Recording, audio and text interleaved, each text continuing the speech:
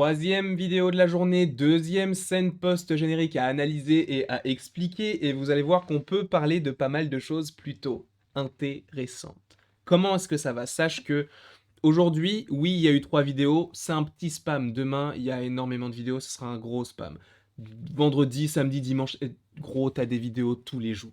Là, c'est la rentrée. On est là pour te faire kiffer, pour se faire kiffer, et là, en plus de ça, on commence la rentrée, la nouvelle année entre guillemets, même si bon, on est en septembre, donc c'est pas vraiment une nouvelle année, mais t'as compris, avec Shang-Chi.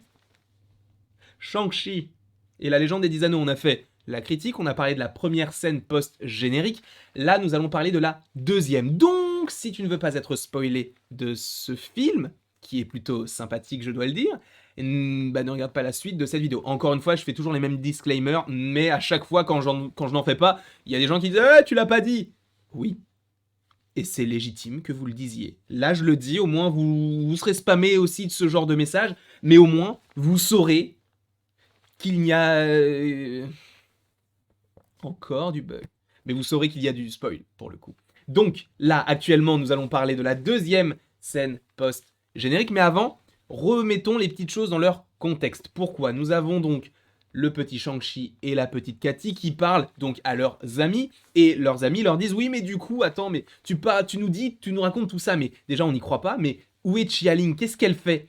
Eh bien, selon eux, elle essaye donc de démanteler un petit peu tout ce que son père a construit, enfin tout ce que leur père a construit, donc je vous rappelle que le père de Shang-Chi et de Katy, c'est tout simplement Wenwu, donc elle essaye de son côté de détruire un petit peu tout ce qui a été créé autour de Wenwu, donc de démanteler les 10 anneaux. C'est son but et c'est ce qu'elle veut faire, d'accord? C'est son credo, comme dirait le Mandalorian. Voilà, donc c'est en lien avec les 10 anneaux. Et ça, c'est très très très intéressant. Pourquoi? Parce que la scène post-générique concerne Chia-Ling. Je me suis trompé.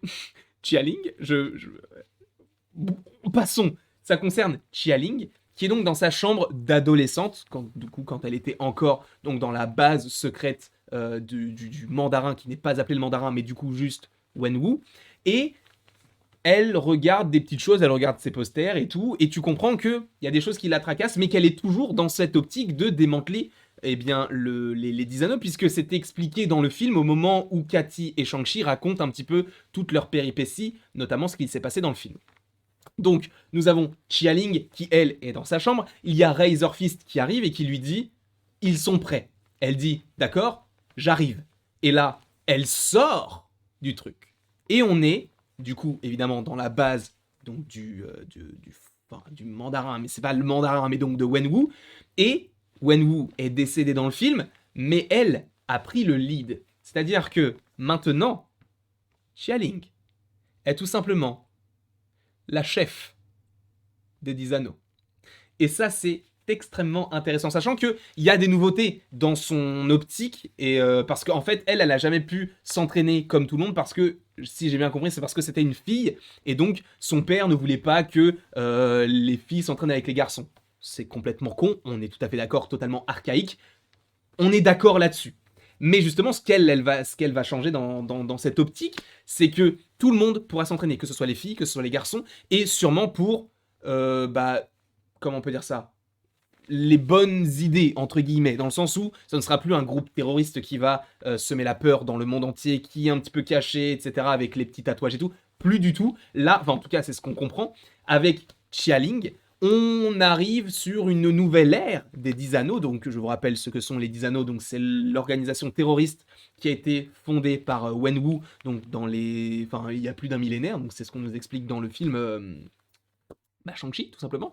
En plus de ça, au fur et à mesure, ça a évolué. Dans Iron Man 1, on la revoit, enfin, on revoit cette organisation qui kidnappe Tony Stark. Dans Iron Man 2, c'est l'organisation qui donne des papiers à Ivan Vanko pour qu'il aille à Monaco. Dans Iron Man 3, on te précise que cette organisation est liée au personnage du mandarin joué par Aldrich Killian, enfin, en tout cas, joué par Guy Pearce, il me semble.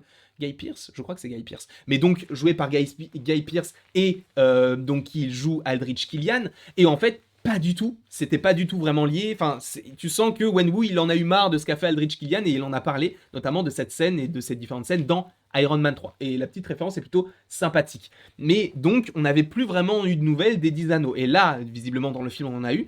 Et l'évolution des 10 anneaux veut que c'est bien Xialing qui prenne le relais et qu'elle, du coup, entraîne de nouvelles recrues, mais pour le bien. En tout cas, c'est ce qu'on comprend. Parce que au début, quand j'ai vu la scène post-générique, je me suis dit, bah, ça veut dire quoi? Qu'elle va utiliser ce temple, entre guillemets, pour refaire des combats comme elle le faisait du coup à Macao. Visiblement non, elle est en train d'entraîner des gens. Donc ils seront les nouveaux 10 anneaux. Et ce qui est d'autant plus intéressant, c'est que vous le savez, à la fin de chacun des Marvel, en général, tu as tel personnage reviendra. Notamment quand c'est un film Thor, t'as le nom Thor reviendra dans tel film. Ou Black Panther, à la fin de Black Panther, je crois que c'était Black Panther reviendra dans Infinity War. Ok, là, ce qui tease la chose, c'est les 10 anneaux reviendront. Point. Ils reviendront. Ils reviendront. On ne sait pas quand, on ne sait pas dans quel programme, mais ils reviendront. Et ça, c'est très intéressant parce que c'est la nouvelle version des 10 anneaux, donc celle dirigée par Xialing, mais on ne sait pas comment tout cela va s'agencer. Qu'est-ce que ça pourrait teaser, justement? Parce que là, on comprend que c'est elle qui a la tête de tout ça. Est-ce que ça teaserait un Shang-Chi 2? Est-ce que ça... Quoi? Qu'est pas ça? Qu'est-ce que ça pourrait teaser? À mon avis, là, je vais rentrer peut-être dans la théorie pure. Hein. On est là également pour ça, et je vais revenir en plein écran parce que c'est quand même quelque chose d'assez solennel. Prenons un petit peu le temps. Je pense, encore une fois, je ne me base sur rien du tout. Aucun scooper n'en a parlé. Vraiment, personne n'en a entendu parler. Mais je me dis que par rapport à cette scène post-générique, c'est quelque chose qui pourrait arriver d'ici peu de temps. Tu me diras, la scène post-générique des Gardiens de la Galaxie volume 2, avec Adam Warlock, on l'attend toujours. On est en 2021, le film est sorti en 2017. À un moment donné, il va falloir qu'il arrive. Mais donc, c'est pas parce qu'un film sort que sa scène post-générique va teaser quelque chose qui arrive directement après. Donc pour le coup, on peut attendre. Mais ce que j'imagine, c'est que ça puisse teaser une série sur Disney+, qui s'appellerait possiblement Les 10 Anneaux. Avec donc cette nouvelle version, et peut-être même les origines donc des 10 Anneaux au début de la série, mais avec donc cette, comment on peut dire ça, cette nouvelle version, du coup, comme je viens de te le dire, avec Xialing aux commandes. Et que tu aies donc une série qui puisse teaser directement des choses en rapport avec l'univers de Shang-Chi, parce que pour l'instant, c'est vrai que Shang-Chi, à part un Shang-Chi 2 avec, comme on en a parlé dans la vidéo par rapport à la première scène post-générique, donc est-ce que ça pourrait teaser uniquement quelque chose en lien avec un Shang-Chi 2 et donc les McLuhan qui arrivent sur Terre? Ce n'est pas impossible, mais pour rester dans cet univers Shang-Chi, est-ce que ça ne pourrait pas teaser une série sur Disney+, avec donc Xialing en tête d'affiche, et donc une série qui s'appellerait Les 10 Anneaux, et qui se consacrerait uniquement à, comment on peut dire ça, un petit peu à la manière de ce qu'on avait par rapport à l'Hydra et le Shield, mais ce sur plusieurs films bien évidemment, parce que c'était de temps en temps dans certains films, notamment dans Captain America, le Soldat de l'Hiver, dans Avengers, l'Ère d'Ultron notamment, dans plein d'autres films, notamment également dans Ant-Man où t'avais, donc tu te demandais s'il n'y avait pas l'Hydra dans le coup, et au final tu comprends que ce sont les 10 anneaux en soi. Donc est-ce que tout ça pourrait être connecté? Je ne sais pas, mais en tout cas moi ce que j'imagine c'est que ce soit une série sur Disney+, qui s'appellerait Les 10 Anneaux, qui ne soit pas encore annoncée bien évidemment, mais vous le savez qu'il y a pas mal de programmes qui n'ont pas encore été annoncés, et on sait que ça arrive, hein, que ce soit la série sur Echo, que ce soit Werewolf by Night, que ce soit, j'ai pas d'autres idées, mais tu sais qu'il y a plein d'autres choses qui arrivent, sachant qu'en 2022, à mon avis, c'est bouché, donc possiblement avoir une série en 2023 sur les 10 anneaux, moi j'accepte directement. Et je pense que ça peut se faire.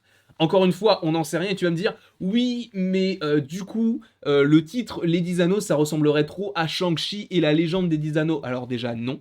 Enfin, je suis pas d'accord. Et en plus de ça, va dire ça à Captain America, le soldat de l'hiver, et Falcon et le soldat de l'hiver. Les deux titres se ressemblent, et à mon avis, ce n'est pas impossible même que Captain America 4 s'appelle Captain America et le loup blanc. Donc, on a la même chose quasiment. Mais, c'est deux programmes différents. Donc, ce que j'aimerais, c'est que ce soit une série qui s'appellerait Ten Rings, qui arrive possiblement en 2023 sur Disney+. Ce que je viens de te dire n'existe pas, dans le sens où c'est uniquement le fruit de mon imagination, c'est uniquement ce que je veux pour l'avenir de Shang-Chi. Bien évidemment, je veux un Shang-Chi 2, un Shang-Chi 3, etc. Mais je me dis que uniquement pour avoir un autre aspect de ce que pourrait donner tout l'univers autour de Shang-Chi, avoir une série sur Chialing qui dominerait donc ces 10 anneaux, moi j'aimerais beaucoup. En tout cas, je ne sais pas ce que vous en pensez. On revient sur ma grosse tête, enfin ma petite tête, mais en gros.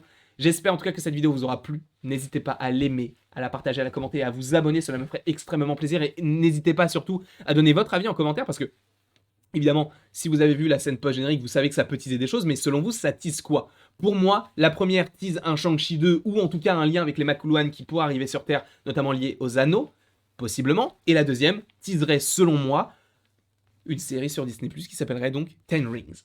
En tout cas, bref, après toute cette longue vidéo, et ces 3 vidéos de la journée, sachant que ce soir, il y a 100% Marvel, et demain, il y a, je crois, 4 vidéos. 4 vidéos pour demain. Vendredi, il y en a 2, samedi, il y en a 3, dimanche, il y en a une, et un live. Enfin, 100% Marvel et l'after. Ça va être incroyable, on sera là tous les jours, du contenu tous les jours, tu pourras picorer un petit peu où tu veux, mais on sera là. Bref, après toute cette longue vidéo donc, il ne me reste plus qu'à te dire à la prochaine, pour la prochaine.